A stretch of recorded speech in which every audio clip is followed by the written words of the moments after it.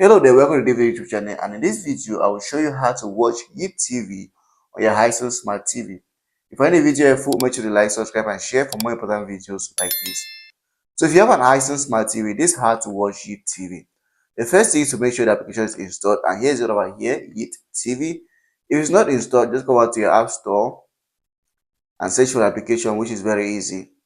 So your app store should look the same like this as long as your Hisense Smart TV is updated.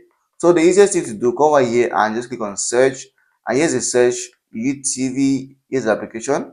Now I already have it installed, so what I will do, I'll just click on it and it's just going to launch straight away to my Hisense Smart TV and open. And as you open, you're going to see the content you can watch over here. So there are lots of content. You can even watch live if you want.